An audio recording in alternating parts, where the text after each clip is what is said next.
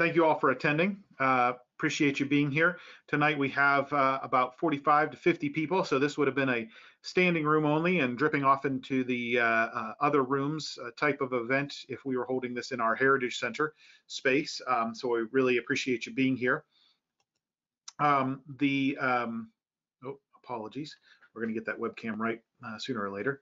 My name is Aaron Markovich. I am the Executive Director of Maryland Milestones, Anacostia Trails Heritage Area, and I do want to welcome you here tonight for this webinar / lecture. Again, for those of you who may not know us, Anacostia Trails Heritage Area is a state-certified heritage area, one of 13 in the state, encompassing the northern Prince George's area. Made up of 17 communities with a budget of about 200 to 300,000. We have a staff of 1 full-time, 2 part-times, and a volunteer, and we focus on history, art, culture, and natural resources. We provide a variety of grant funding opportunities as well as technical assistance and partnership building. One of those partnerships, of course, is the Historical Society. This is a map of our region, as you can see, the northern Prince George's area. We're currently working with a consultant to look at the idea of expanding into the southern part of the county as well. That is a yet to be determined situation. We also have a Heritage Center. This is where you would be meeting tonight if we were having a regular lecture. That car would still be there right now. That was a picture taken during an event at the Pyramid Atlantic Art Center, which is located in Hyattsville at 4318 Gallatin Street. And we are always looking for folks who may want to participate and have programs there. Of course, coronavirus has closed a lot of things down. And as a result, our center has been closed, and it will remain closed until July 1st, whenever Pyramid Atlantic reopens their building. The schedule will be slightly different than it has been before. They'll be closed on Mondays and Tuesdays, is how I understand the schedule, although that is, again, subject to change. We do hope you come by starting about July 15th, whenever we will have hung a new art exhibit there. Masks will be required, obviously, and social distancing. We're also going to be looking at restarting our tours, bike tours that we do. Again, these will probably be smaller type programs with about 10 people per tour.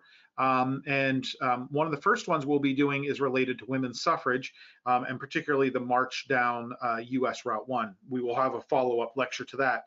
Additionally, we're right now in the process of scheduling a workshop to be held with a historian and expert, Sarah Marsom, at the beginning of August, where she will guide participants in a workshop where they can make their own suffrage banner.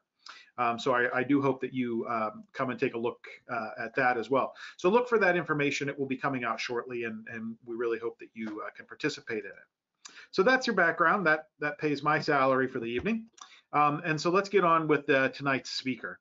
Again, this is a collaboration with Prince George's County Historical Society, and first, we hope, of many. Susan has quite a few in her back pocket, and we will use her resources. Before I get to Susan, I do want to remind you that this is being recorded. We hope to have this available within 48 hours to the general public for them to be able to take a look at. There is a question box available for those on desktop and web applications. Definitely take a look for that. Feel free to ask questions of Susan as we go along. At the end, I'll come back with some of the questions that may be proposed and ask those to her. There will be contact information at the end if you didn't quite think of that question right in the nick of time and you want to ask her a little bit later. You can also contact me as well, Aaron at anacostiatrails.org. That's AARON at anacostiatrails.org. And always happy to try to connect you with the information that you might be looking for, or if you have some ideas about programs and programming that you'd be interested in, please let me know. So Susan Pearl moved with her family to Prince George's County a little more than 40 years ago. She's worked for 30 years in the Park and Planning Commission, serving as the historian on the staff that implemented the County Preservation Ordinance. And since 1998 has served as historian for Prince George's County Historical Society. After her retirement from the commission, she continues her research and writing and responding to history-related inquiries that come from the Historical Society Library. And I will note that she is both an enthusiastic performer and supporter of the Prince George's County Philharmonic. So I'm going to turn off my webcam here, me go away. There we go. And I will turn on Susan's audio. Let's see. There we go. Susan, are you there? I am. Can you hear me? Fantastic. Thank you very much. And you are on the hook. Okay, thanks so much. Good evening. I'm delighted to be here with you, sort of, this evening. I'd like to talk to you about the 3 diaries that the Prince George's County Historical Society has been fortunate to acquire. I've been transcribing these diaries and preparing them for publication. They were written in 1861, 62, and 63, the first 3 years of the American Civil War. And they are full of information about the daily life of a young Prince George's County plantation owner during a very difficult period of our history. They were written by John William Burroughs, who had grown up in southern Prince George's County. Next slide. You see here portraits of him and his wife, Mary Posey Burroughs, called Molly. They were married on April 6, 1852. And these portraits were painted 7 or 8 years after their marriage by John Beale Bordley, a popular portraitist of Annapolis. By style, these portraits had already been tentatively attributed to Bordley, but very excitingly, I found in the local Upper Marlboro newspaper, the Planter's Advocate, an entry that pretty much clinched that attribution. In May of 1859, there appeared the following notice in the paper, quote, "Portrait painting. Mr. Bordley, whose reputation for this brand of art has been long known, is visiting this neighborhood, Marlboro, to execute some engagements, and his services may be availed of by our citizens," end quote. And just a year later, in July 1860, another portrait painter, Mr. J.B. Bordley, who spent some time at this place last year, is now here for the purpose of fulfilling some professional engagements. His long and well-known reputation renders his visit an unusual opportunity for our citizens, end quote. So I feel sure that on one of these visits to Upper Marlboro, I'm not sure which one, John Bordley painted the portraits of our couple, John and Molly Burroughs. Next, here you see them a little closer. I apologize, they're a little bit fuzzy, but they're very nice. Probably on the second visit in 1860, Bordley painted a group portrait, next, of the 4 children that the Burroughs had by that time, though we're going to meet 2 more babies during the 3 years that we spend with the Burroughs family. This portrait shows from the left, Richard, age 5, Caroline, age 1, Catherine Ella, age 7, and Susan, age 3. So for the next 3 years, we will be hearing constantly about Ella, Dick or Dickie, Susie, and Carrie. So where did the Burroughs family live? Next, please. They lived a short distance south and east of Upper Marlboro, then and now the county seat of Prince George's, near the village of Croom and near the Patuxent River. This martinet map, conveniently published for us in 1861, shows the town of Upper Marlboro near the top of this slide, just under the big U in Upper Marlboro, at the sharp bend of the western branch of the Patuxent River. And you can see how the western branch then flows south to the Patuxent River, the eastern boundary of Prince George's. The red star shows where John Burroughs and his family lived, on a nearly 300-acre property, Waverly, that he bought about 3 years after he and Molly were married. This property was very near his childhood home. In fact, if you look really hard, you might be able to see just below John's red star, R.D. Burroughs, indicating the plantation of John's father, Richard D. Burroughs, where John grew up. Notice also Nottingham, the nearby port town on the Patuxent, way down at the bottom of the slide. With the help of Richard Burroughs, John and Molly, the nearby port town on the Patuxent where supplies came in by boat. With the help of Richard Burroughs, John and Molly had a beautiful house, next slide, and they lived there for the next 25 years. The house is an especially fine example of mid-19th century Victorian Italianate and was almost certainly the inspiration for the rebuilding of another early building in nearby Upper Marlboro. What you don't see in this photograph is the kitchen wing that extends to the south. Next slide. Making it a very large and impressive house. Directly behind the house are these two near contemporary outbuildings that reflect more simply the house and the style of the dwelling. A grain and meat house and a wash and wood house. Next slide. Today, the house is in excellent condition, and this slide will give you an idea of its very handsome interior. But now to explain the diaries. I got a call one day at our Historical Society library from an auction house in Salisbury, Maryland, on the Eastern Shore. I was told that this auction house had a handsome desk from Prince George's County. It was to go up for auction the next week, and the caller asked me whether our Historical Society would like to buy the desk for a set price before it was offered for auction. I was about to say that we do not have a museum and therefore do not tend to buy artifacts, but she added that it had belonged to a John William Burroughs in the 1860s. Now, I felt that I knew John William Burroughs pretty well, since I had done a lot of research on his house, so I asked how she knew that it was his desk. She answered, quote, "Because in the secret compartment of the desk, we found 3 diaries from the 1860s written by Mr. Burroughs, and the 3 diaries are included in the price of the desk," end quote. Well, now, of course, I was really interested. I gathered 2 colleagues from the Historical Society, experts on early American furnishings, and we raced over to Salisbury next to see the desk. This is a secrétaire habitant. Next slide. Meaning that the front panel comes down to reveal the working parts. You see all those wonderful little cubby holes. But look, the next slide. Here's the secret compartment. Spacious enough, next, to hold a book, or next, 2 or 3. And this is where the 3 diaries had been hidden.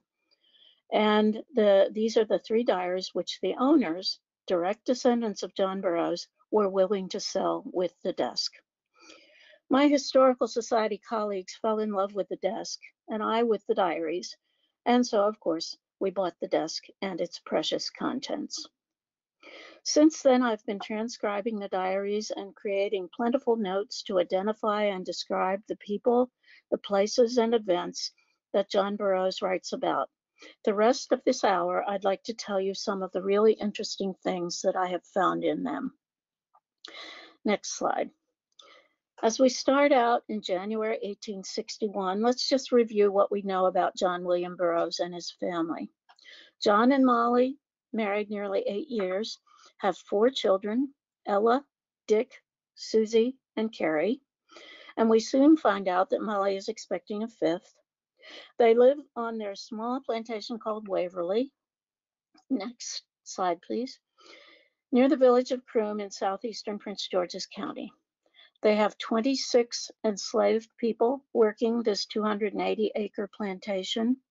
And just down the road live John's parents, Richard and Caroline Burroughs, who have 40 enslaved persons working for them on their larger, approximately 800-acre plantation called Brookridge.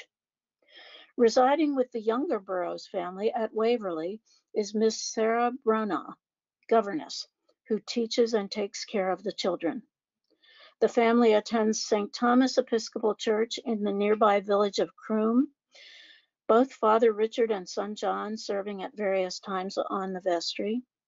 They regularly go into the larger town of Upper Marlboro for everyday supplies, for their mail, for social connections, and particularly during this perilous period, for newspapers and news.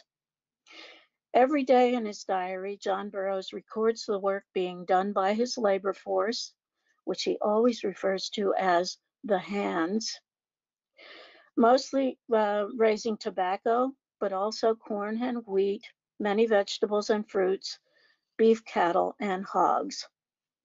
John is an accomplished woodworker, making articles of furniture, chairs, very likely this desk, and items for the children, some with detailed decorative woodwork. The Burroughs family, like most of Prince George's County at this time, were decidedly Southern sympathizers, and John Burroughs was appointed or elected to a number of committees involved in states' rights. He and his father were slave owners, financially dependent on the working value of their labor force. Next slide. I had barely started reading when I came upon one of the most unexpected and exciting sections of these 3 years. John Burroughs' 2-week trip by stagecoach, train, and steamboat to Montgomery, Alabama, at the time of the inauguration of Jefferson Davis as President of the Confederacy. This narrative gives us an extremely valuable amount of information about such a trip in the still early days of railroad travel. Beginning on Wednesday, February 13th, 1861, he writes, quote, "Left Marlboro in the stage for Washington at 2 o'clock over the worst roads I ever saw. Arrived at 7 at Brown's Hotel in Washington." Next slide. Now, to get almost anywhere from Waverly, Burroughs had to get to Upper Marlboro, a little more than 3 miles away, where he took the regularly scheduled stagecoach to Washington, D.C. And you can see on this map his route from his Red Star to the Washington, D.C. Here are some selections from John Burroughs' description of this trip. On February 14th, quote, "Could not get off to South today," unquote. He doesn't say why, but he had to wait a day, so he went over to Georgetown to visit his Uncle John Smoot. On Friday, February 15th, quote, "Left Washington this morning at 6 o'clock. Very few minutes after we started, the wheel came off the omnibus and rolled off in the street. Soon got it on and started now in Alexandria." Next map. Next slide. They left from Alexandria at 20 to 8. I took breakfast on board, dinner at Charlottesville. The red star is Alexandria. The turquoise star is Charlottesville, where he had dinner, and supper at Liberty, a navy blue star, 25 miles below Lynchburg. Now, don't try trying to find Liberty on a map. The town was established in 1791 and named Liberty after the successful battle at Yorktown, but its name was changed in 1890 to Bedford. So that's what you'll find on today's map. It took me a while to figure that out. Also remember, for the Burroughs, dinner is the large midday meal and supper is a lighter meal at the end of the day. And back to John Burroughs writing, quote, "Snowing all day, telegraph pole on track." Not sure how they dealt with that. On Saturday, February 16th, again, his writing, quote, "We encountered a slide last night over which we all had to get out and walk. We are thrown back, delayed, some time, and I suppose I will miss connection at Bristol." Bristol is that purple star at the very bottom. As he says, the line between Virginia and Tennessee runs through Bristol. Well, he did miss his connection to Bristol, and though he arrived at midnight, he writes, "I am now in the village of about 2,000 inhabitants, in the Lancaster house, kept by a man of that name, a jovial, fine old landlord. The line between Virginia and Tennessee runs through this town, and it's snowing tonight." End quote. Next day, thank you. Sunday, February 17th. On the left side of the slide, you'll see right in the middle the purple star for Bristol, and he comes south. As he says, we left Bristol at 4:30 o'clock, the snow about 2 inches deep, but disappearing as we go south. Union feeling is predominant in lower Tennessee and upper Georgia. That surprised me a little bit. Arrive Dalton, that's the turquoise star, at 8 p.m. To my surprise, I find that a train leaves Dalton tonight, and so I'm leaving Dalton for Atlanta, end quote. Monday, February 18th, quote, arrived Atlanta, that's the yellow star, at 4 this morning. Had a short nap, breakfast, and a walk around town. Everything is quiet, no excitement, but everyone is determined to carry out secession. Left Atlanta at 10:30 o'clock, arrived at Montgomery, that's the Navy blue star, at 10:30 p.m. President Davis was inaugurated today. Next slide. And the next slide. Yes, this was the day of the inauguration of Jefferson Davis as the president of the Confederacy. And he remarks, John Burroughs remarks, that there appear to have been a great many in Montgomery today at the inauguration, end quote. At this point, Burroughs takes a steamboat a short distance west on the Alabama River to conduct some business, but he doesn't tell me what business, and I am still working on trying to find that out. Then he came back to Montgomery on the 20th. Quote, went to see President Davis and had an hour's pleasant conversation on the state of the country. He is by no means unfriendly to the North if they will act right, nor even to taking in northern states into the Southern Confederacy, end quote. On the 21st, he starts back home, but he goes a completely different route. Next slide. He headed east toward the coast and Charleston. From Montgomery, that navy blue star, he heads towards Georgia and makes a brief stop at West Point, which is the red star right on the Alabama-Georgia border. But he says, quote, got dinner at West Point, the worst meal I've ever had, but then had a good supper at the Atlanta Trout House. That's the yellow star. They keep going east, and at Augusta, Georgia, the white star, he had breakfast, a miserable one, he said, and arrived Charleston, the turquoise star on the coast, on the afternoon of the 22nd. I found every military company parading in honor of the 22nd, Washington's birthday, but there's no prospect of a fight, and seems to be the hope of the people that there will be none, end quote. Of course, he was there in Charleston looking straight at almost Fort Sumter. He left that night and went straight north. This would be the 22nd, the night of the 22nd, going through South Carolina, North Carolina, Petersburg, Virginia, and arriving in Washington on the afternoon of the 24th, where he met his family who had come to Washington and had been staying with relatives in Georgetown. Interestingly, from there, the family did not take the stage back to Upper Marlboro, as he had done 2 weeks earlier, but they took the train to Baltimore, and the next day took the Mary Washington steamboat down the Chesapeake Bay and up the Patuxent River to Nottingham, arriving home the morning of the 28th for breakfast. In his absence, he notes that Tom and John had run away, but they had gone to Pa, his father, Richard Burroughs, who brought them back to Waverly.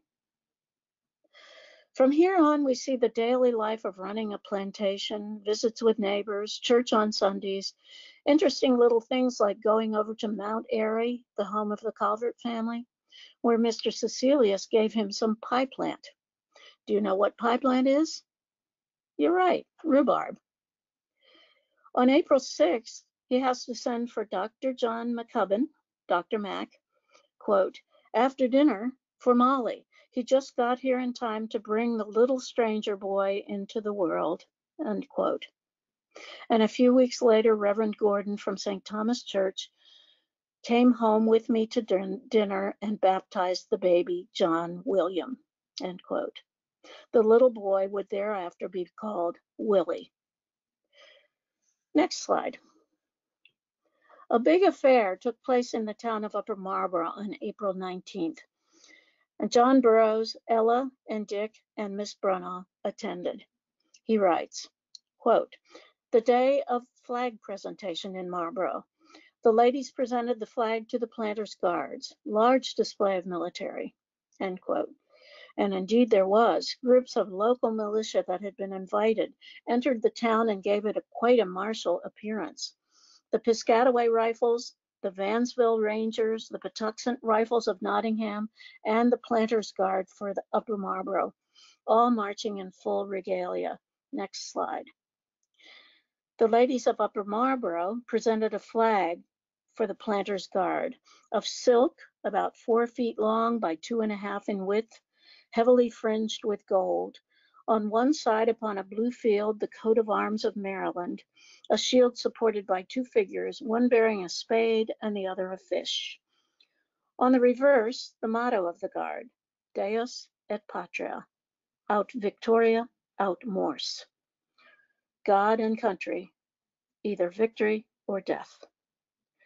Today, freshly conserved and in wonderful condition, it is in the possession of the Prince George's County Historical Society. Representing a pretty terrible phase of our history, the Planters' Guard banner almost certainly never flew in battle, but is an artifact of that part of Upper Marlboro history. This was, of course, only a week after the firing, April 12th, by South Carolina militia on the federal Fort Sumter in Charleston, South Carolina. The federal troops at Fort Sumter were overcome and had to evacuate. You may remember that South Carolina had seceded in December of 1860.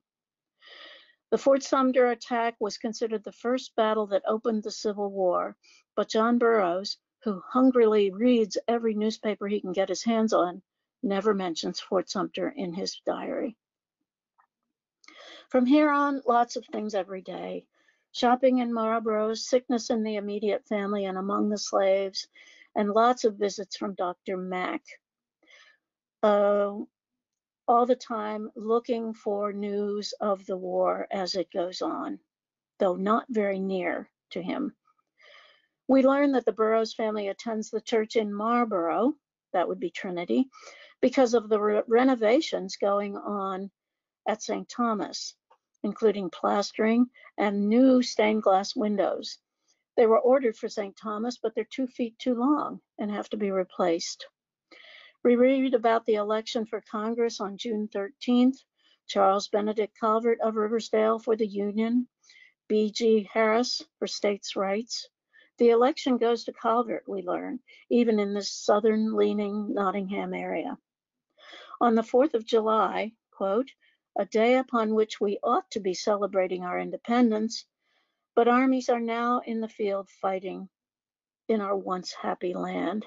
Poor Maryland has been deprived of freedom, end quote, which of course is the way John Burroughs saw it.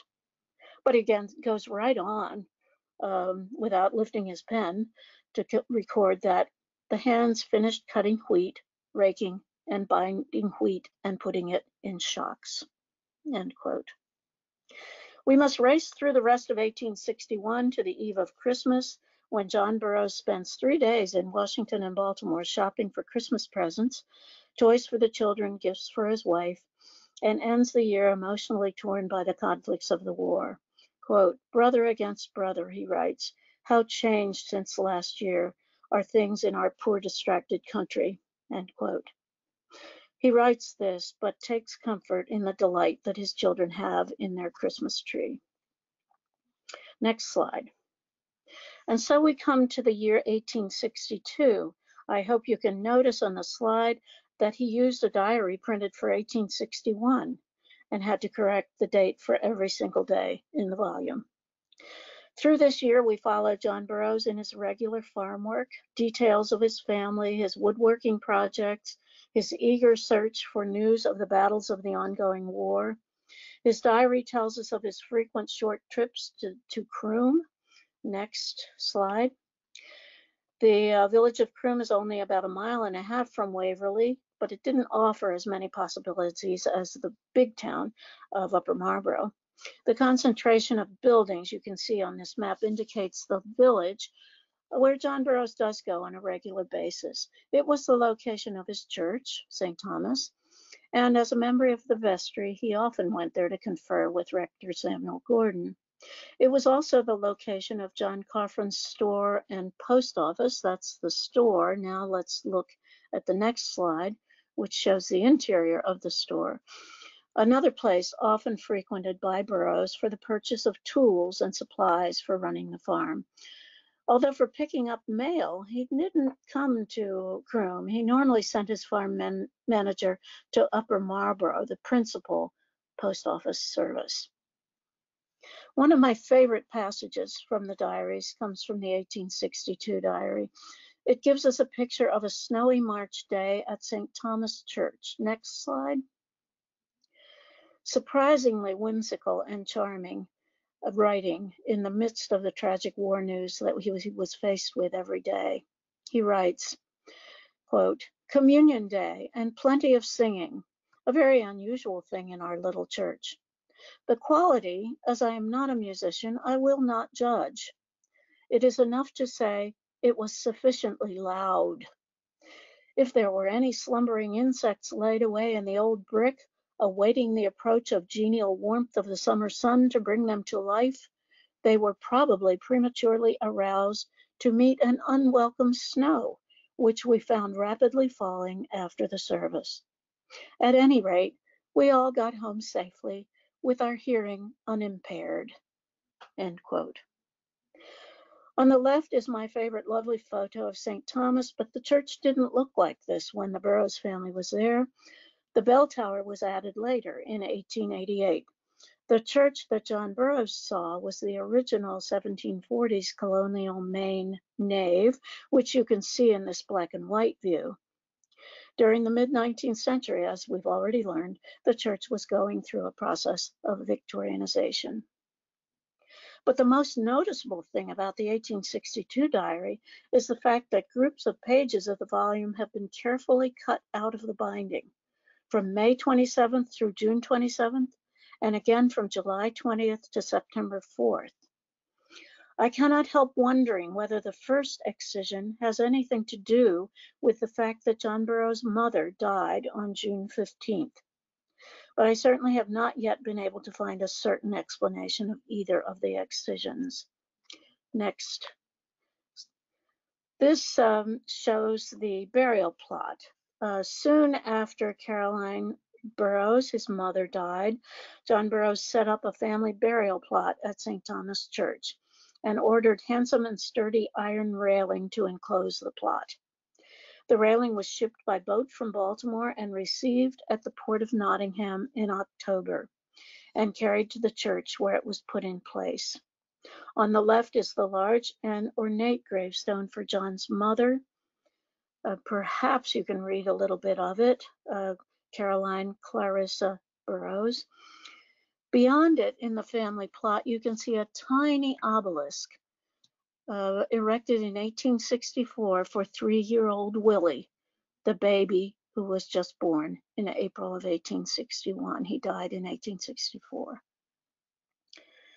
John Burroughs was passionate about keeping up with the news of war activity, although he often wrote in his diaries that he considered the newspapers, next slide, were unreliable. He was always very impatient to receive the news. He was jubilant each time that the Confederate Army won a battle. For example, the Battle of Fredericksburg, Virginia, in December 1862. Quote, "Fredericksburg battle was a perfect slaughter. The Confederates wisely permitted them to cross the river with the whole army before attacking them.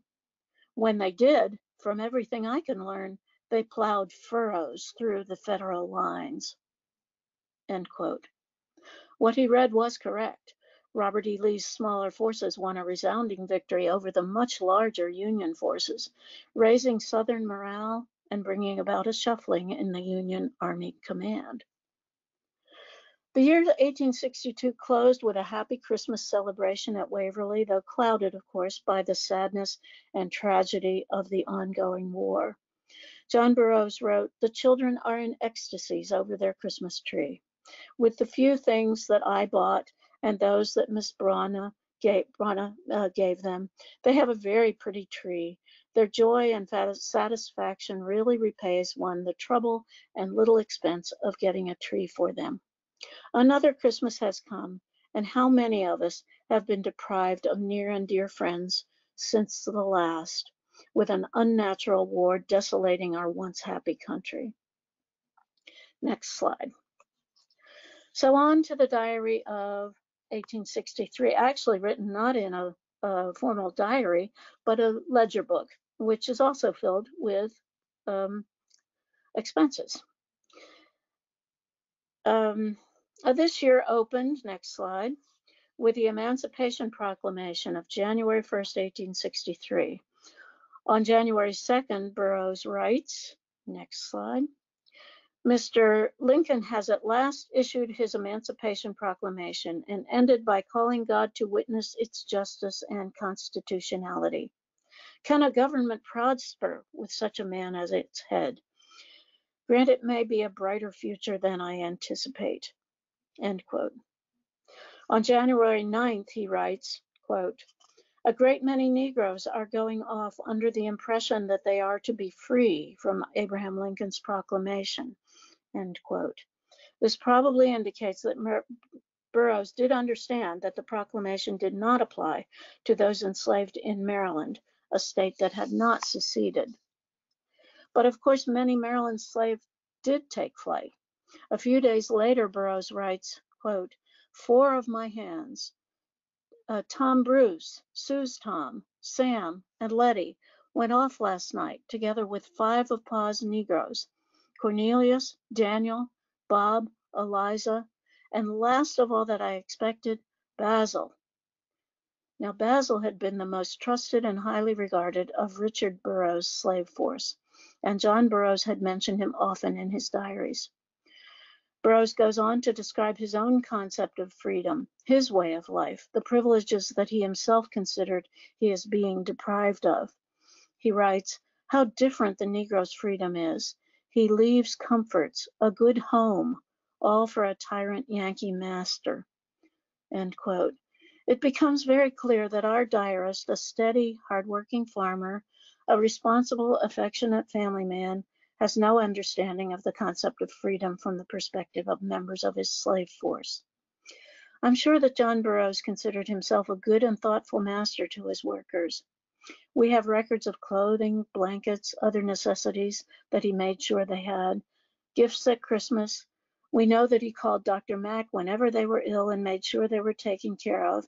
But because these people were the source of his living, because of his upbringing in the culture of the antebellum period, he had no concept of the freedom that he denied to them.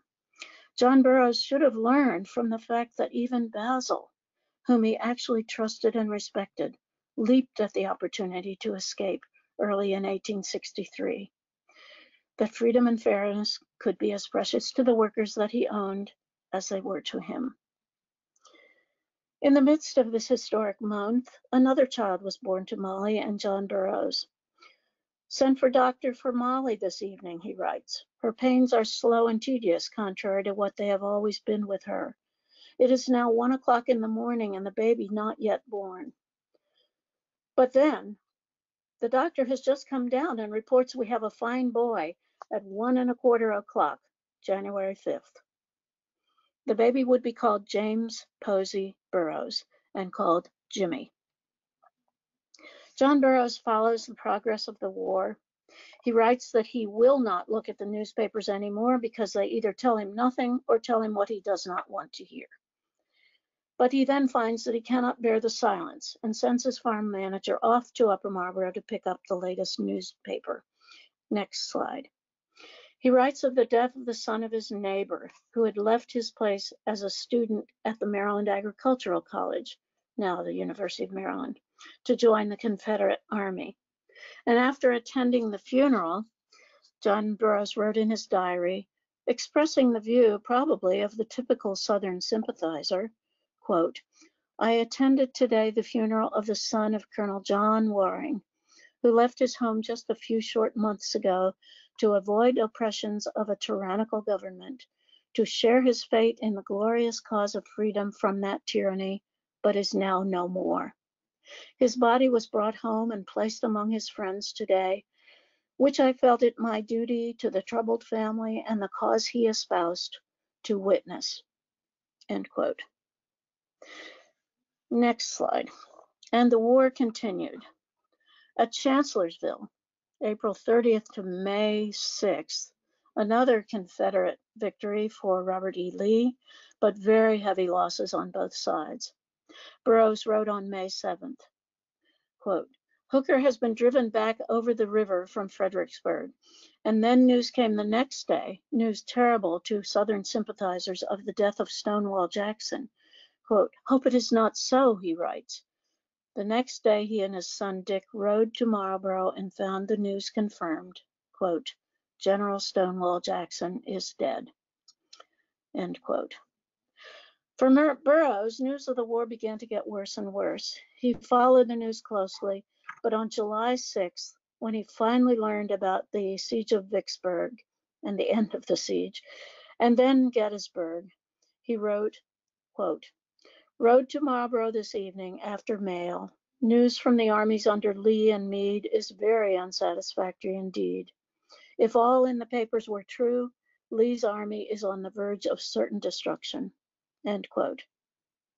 From this point, his writings in the diaries include less and less about the specific war news. There is so much more, but we have to stop at some point. I will just finish with some of the small, unusual, and fascinating things that I learned from John Burroughs and his diaries. For example, some of the things that he purchased on his trips to Upper Marlboro. Next slide. I've inserted and read some of the places that he frequented. The hotel, right in the center of town.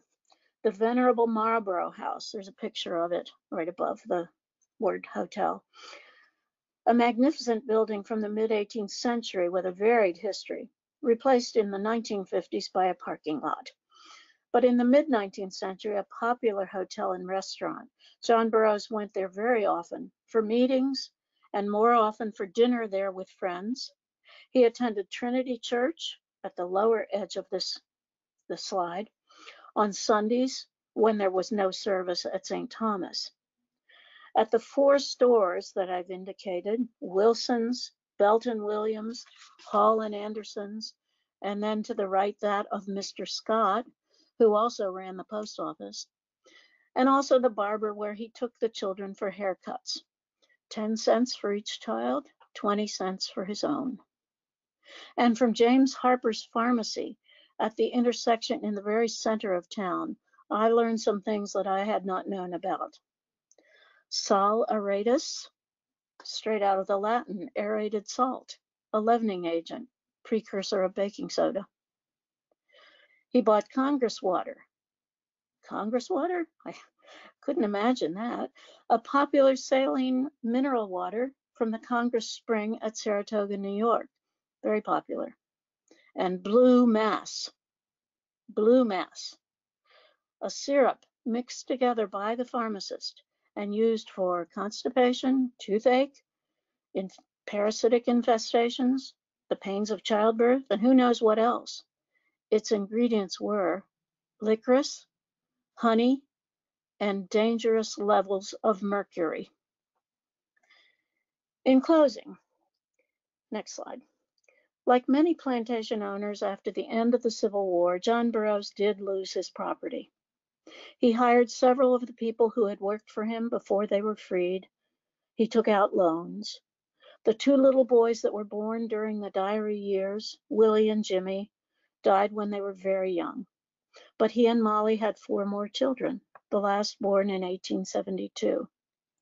He mortgaged his property in 1876 and managed to live in the Waverly House until 1880, but then defaulted on the mortgage and lost the property altogether.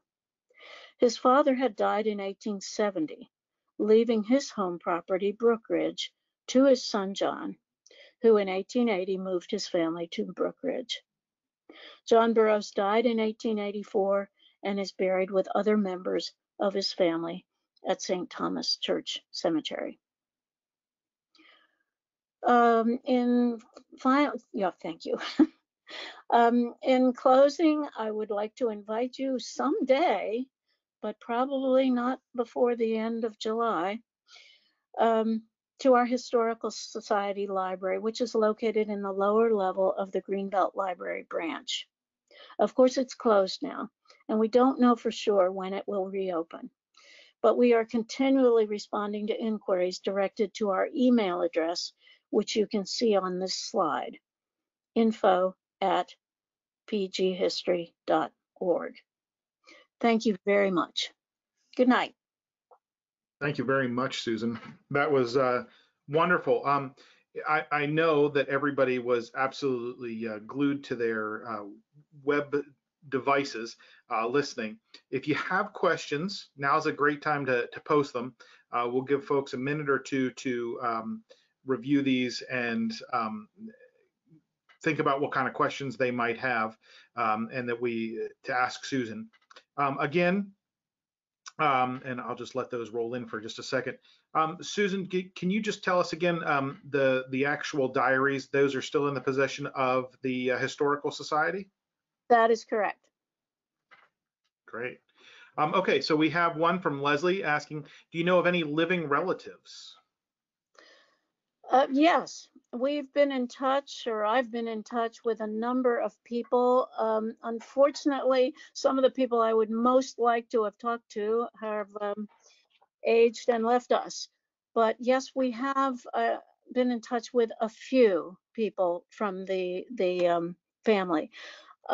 There are, of course, lots of descendants. He had, well, actually, most of his daughters did not marry. The sons, well, of course, two of the boys died. Two of the sons had quite a few children, and a lot of those people lived in the Upper Marlboro area for quite a while. But they've scattered now. So I've only talked to maybe 3 or 4 direct descendants of the family. Another question here from Mark asks, when will the diaries be published and in what form? Oh, I wish I could answer that. It'll be a little while more to get everything together. And there's a big question about the form. Digital Maryland is interested in publishing them, but I'm not, which would get to more people, and that would be good. But there is so much extra information that you need to put into a good publication. And Digital Maryland doesn't do a very good job with footnotes, so I haven't quite figured that out yet, but we're working on it. I hope within the next couple of years. Great. A question from Kelly, is the Waverly Home still standing and can you see it? You can see it. Yes, you can see it from Duvall Road.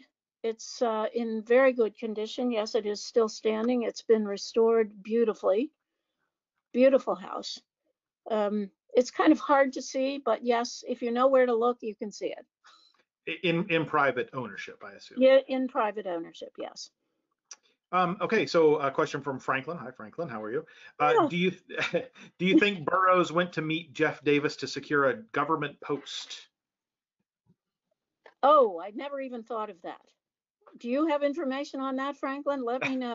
No, I only talked to him for an hour, and it seems as it was just sort of a friendly conversation. I certainly never heard, there's not another mention of him in the diaries. So that would surprise me, but let me know if you know something. All right, so John O'Hara asks, how many slaves did Burroughs have, and was he reimbursed for the slaves that ran away? He had 26 slaves, at the time the diaries start. There may he may have had a slightly fewer by the end of 1863. I'm not sure about that. No, he was not reimbursed. I don't have the record of his applications for compensation. I do have the records of his father's application for compensation, but none of them got compensated. So the to kind of tie these together, Judith comes in, and we sort of have one more from John. So is there any research regarding the former slaves of Burroughs, whether they stayed in the area? Any more detail that you have there? I have tried, but I have not gone into great deal detail on that. I tried particularly to find Basil because he's an interesting fellow. I may have found him in the District of Columbia, but I cannot prove it's the same man. And otherwise, that's a whole different project, which I have done for other places, and I would like to do for Waverly, but I've got to finish quite a few other things before I get to that point. It's sometimes very hard to follow forward the movements of the freedmen after 1865. And then question, who purchased the Burroughs property after he left? Any ideas? Her name was Briggs, a woman named Annie Briggs, who lived there for the next, I'll have to look up exactly how many years, not too many years. And then at the end of the century, it was purchased by William Duvall, and his family lived there for into the late 1980s. Several generations of the Duvall family lived there. And when I first went to Waverly to nominate it to the National Register of Historic Places, I think Miss Dolly was about 90 years old. She was still living in the house in the 1980s. So it was a couple of short-term owners, and then several generations of the Duvall family. So then a couple of questions that kind of come together here. Kelly and Mark are asking, any reason why they stopped in 1863? Do you think there are more than these 3 diaries? Oh, I wish, if anybody finds them. I know it's very frustrating to stop in 1863, but then I remind myself of how incredibly lucky we are to have the 3 of them. I have no idea whether he continued his diaries. I would think that he would have, because he was quite faithful about recording most days. Now, one time when he had injured his hand, he didn't write for several weeks, and he puts in an apology when he finally gets back to writing about how he just couldn't write for a while. And there are a couple of other times when there are a few days he does not write, but he obviously takes it with him when he travels and records exactly what he's doing and where he is. So I would like to think that he did continue, but I hope we find them someday. Based on what you're saying there, Marilyn had asked, do the diaries give much of a look at Molly's life? Yes, well, her everyday life. One thing I didn't mention, and I should have, that surprises me throughout. I mean, we're at war here, but the social connections go on. There's no stopping. People stop to visit. They have tea together. They have gatherings, and they go to other people's houses regularly. It surprised me to a certain extent. Another thing that's interesting is the governess, Miss Branagh, is shared with another family, the Sassers, at let's see, the William Sasser house on Croom Station Road. Another beautiful house that is still standing. Miss Branagh taught those children too. She would go for a week, maybe, to Mrs. Sasser's and then back to Waverly. And then the Sassers, mother and children, would come to visit at Waverly and back and forth a great deal.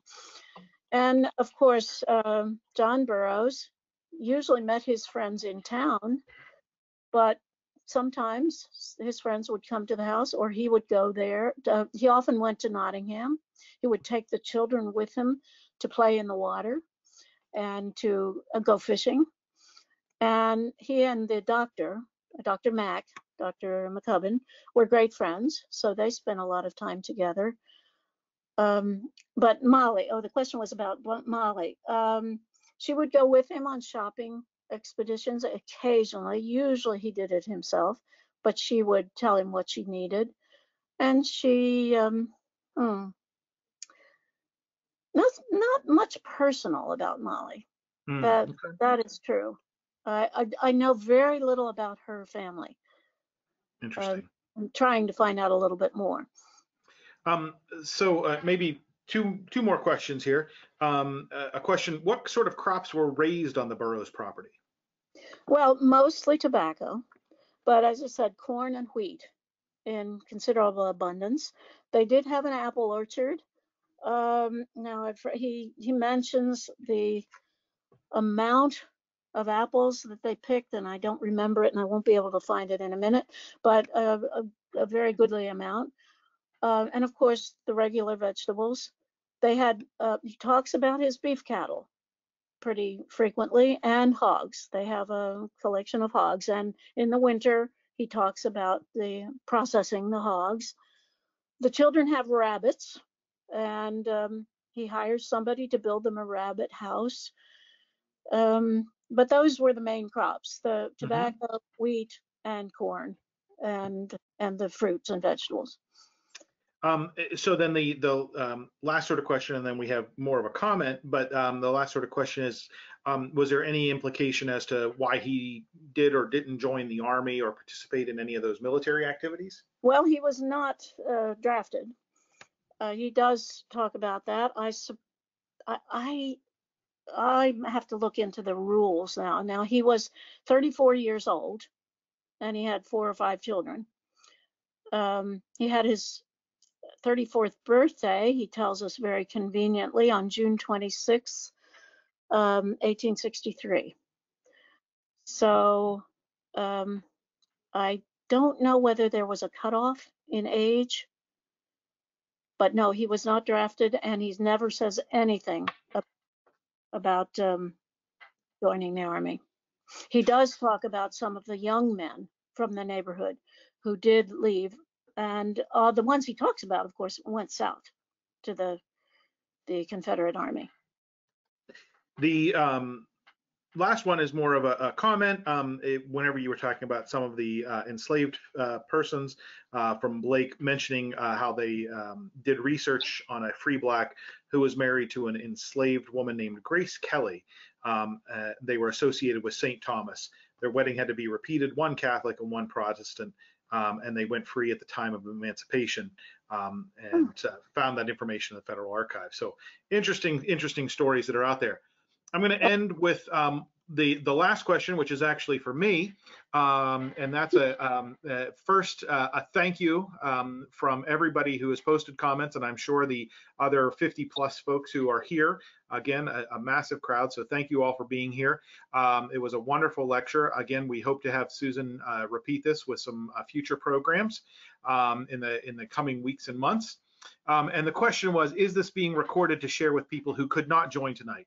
Yes, for everyone who's out there, please pass along the word. Within about 48 hours or so, we will be posting this to the Maryland Milestones YouTube channel. And we will make sure that the folks at the Historical Society get that link, and they will be able to publish it and do with it as they will. So if you have any questions at all about that recording or didn't get the follow-up email that will come from those who registered tonight, please just shoot me an email. Again, it's Aaron, AARON, at anacostiatrails.org. If you have a question for Susan and you try the info at pghistory.org, you can feel free to include me there, and I'll make sure that she gets the question as well. I know, Susan, you had told me the answer that you're giving quite often right now when somebody asks a question is that the library is closed, and you'll have to dig into it shortly. But we'll do the best we can. So again, thank you, Susan, for all of this. This was a fantastic program. Thank you for everyone who attended here tonight. Whenever I press the end sharing button, everybody will be switched off, and I hope you have a absolutely wonderful evening. Susan, any final comments before we turn off? No, though, I do want you to know that I check the library email regularly. So if you have comments or questions, I can get them there too. info@pghistory.org. Wonderful, wonderful. Thank you, everyone. Have a wonderful evening.